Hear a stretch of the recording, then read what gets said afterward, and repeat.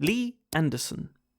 He seems like the kind of guy to write that he attended the School of Hard Knocks in his Facebook profile, but let's not judge a book by its cover. Lee, if you're watching this, a book is sort of like a big pile of paper with words written in it. Turns out, Lee has some pretty spicy takes when it comes to poverty and renters and those bloody lefties that want poor people to be able to eat and stuff. While he may wear a blue tie now, Lee had apparently been a long-time member of the Labour Party.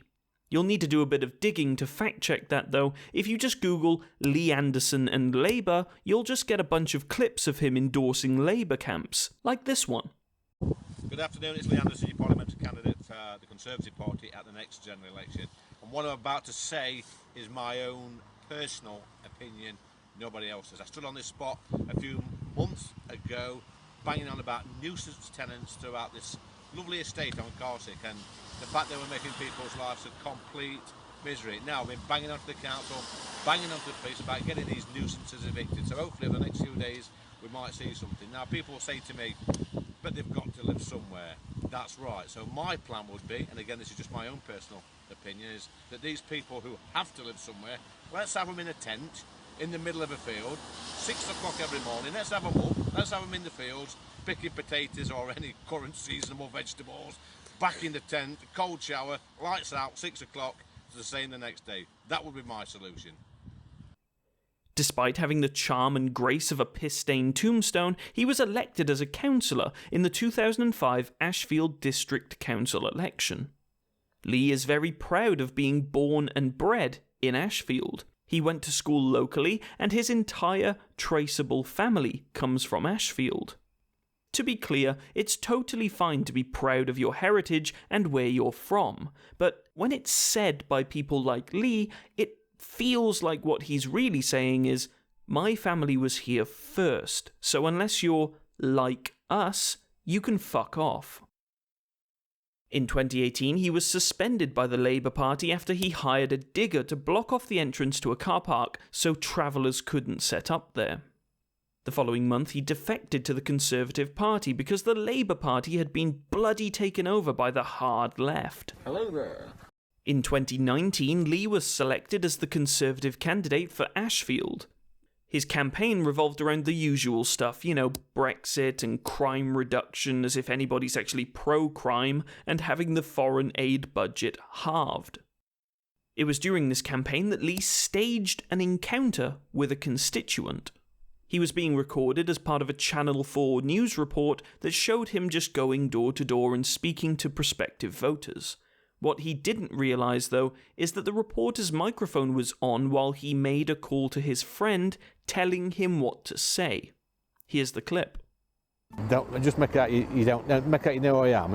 You know I'm the candidate, but not a friend. All right. I'm at staff car park. Have a quick look. I watched that video. Yeah. What do you mean, putting antisocial people in tents? Yeah, I did. He's I not think allowed you were to a bit talk about soft. that now. I think you're a bit soft on it. To be A bit honest. soft? Yeah. What would you do then? I'd give cat and nine tails for. Cat of nine tails? Make them wear a pink tutu. Pink That'd stop them going round bullying anybody. Now, look, I don't want you to end up being like Lee. There's nothing more embarrassing than exposing your own lies after accidentally surveilling yourself, which is why I want to introduce you to today's sponsor, Blinkist.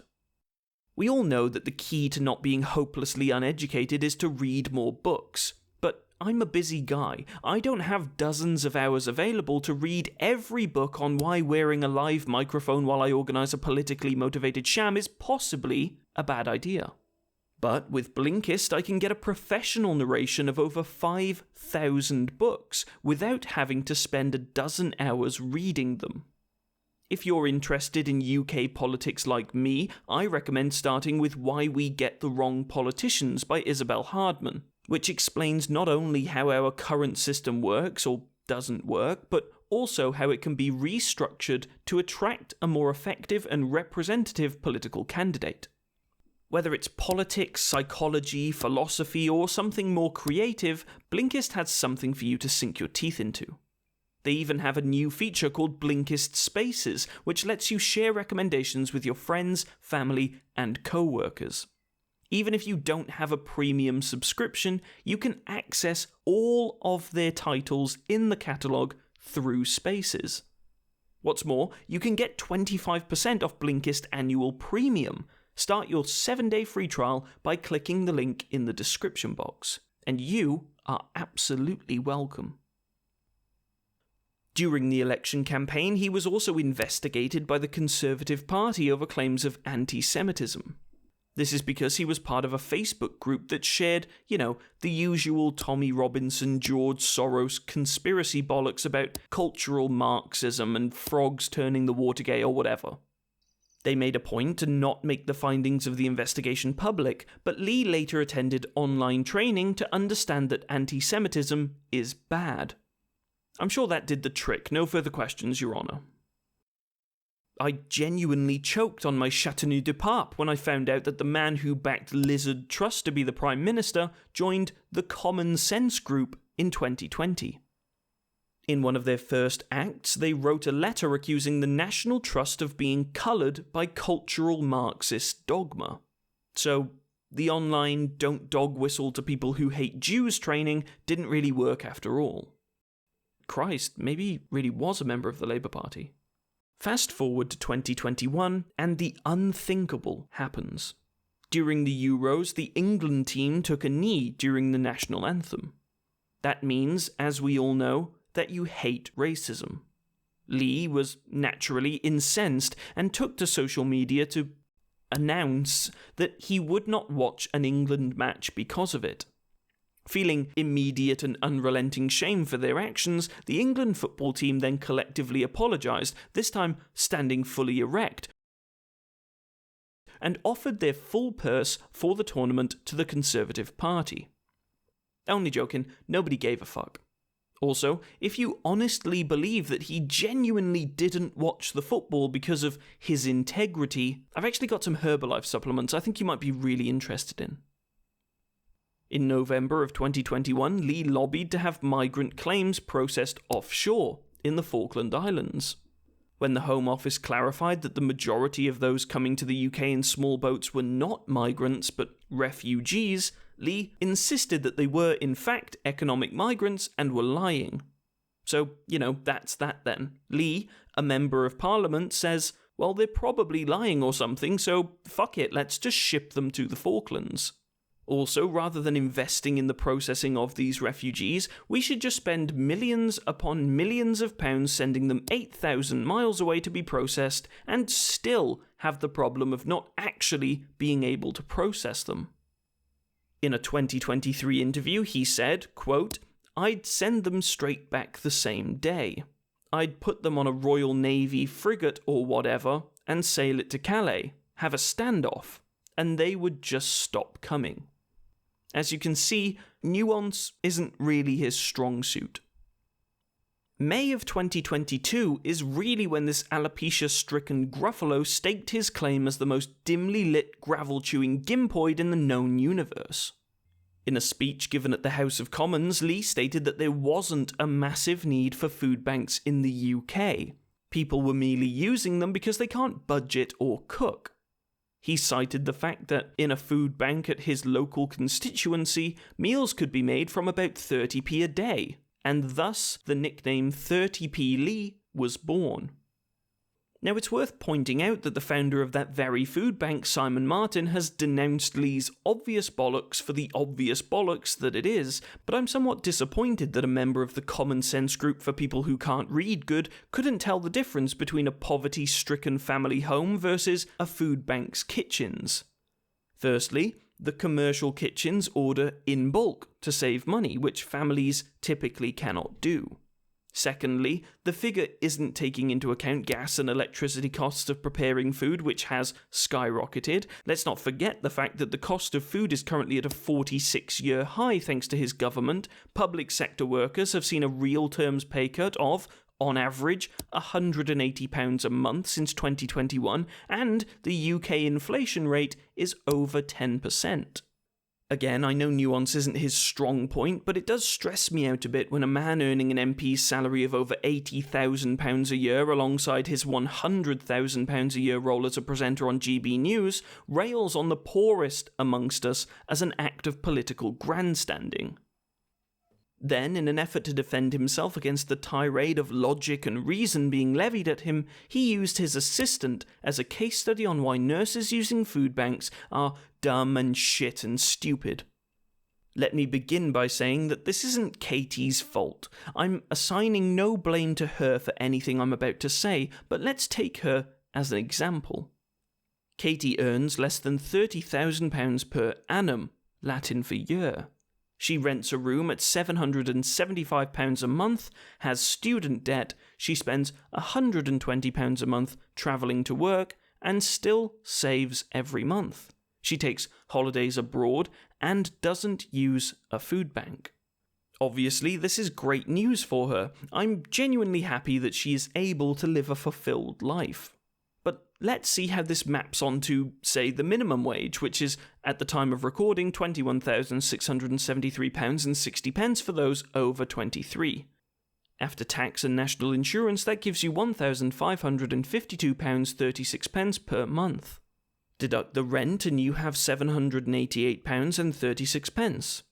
Deduct the average monthly cost of gas and electric for a low-usage household, approximately £143.51 according to Uswitch, leaving you with £644.85.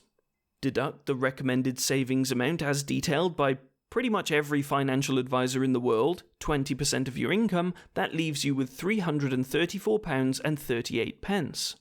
That's £334.38 for food, car repayments, phone bills, internet bills, commuting and fuel, without even considering hobbies and interests, a social life, buying clothes for yourself or your family, school trips, school dinners. I mean, I haven't even included a pension payment.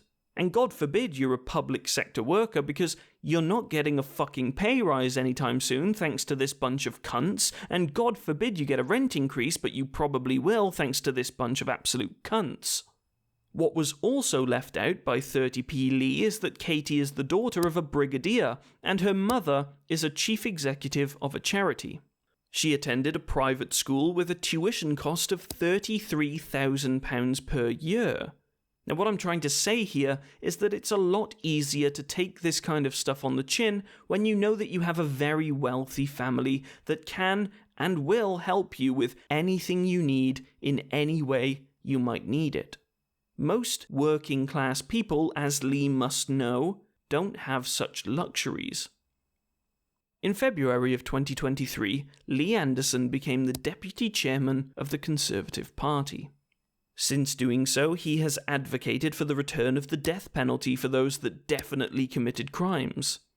Despite criticising other MPs for having second jobs back in 2021, he began hosting a show on GB News in March of this year, at a salary of £100,000. As we all know, GB News, along with I'm a Celebrity Get Me Out of Here, is where weary Conservative Party members begin their transition into retirement, so it's not entirely unexpected.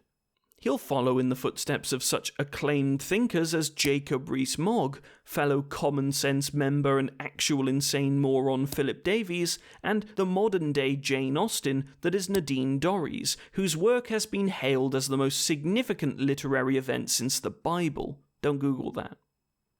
And so, that's it. 30p Lee is setting himself up to transition into GB News after successfully villainising those living in poverty for using food banks. He's been caught red-handed setting up fraudulent interactions with members of the public. He doxed one of his staffers' salary details. He's challenged a member of the public to a boxing match despite the obvious advantage of having replaced his face with a paving slab some years ago. He made a total cock of himself by challenging the Met Commissioner on the application of the law with regards to protesters, and yet the Conservative Party not only put up with it, but actively promote it. Thank you for watching, and a special thank you to my patrons: Marie, Fraser Cox, Jeffrey Anderson, Matt Palmer, Alex Davies, Nicholas Ellis Brown, Craig Hall, Simon Watton, and Matthew Gray. You guys are awesome. If you'd like to support, you can do so from just £1 a month. The link is in the description. In the meantime, please like and subscribe and all of that bollocks. Love you. Bye-bye.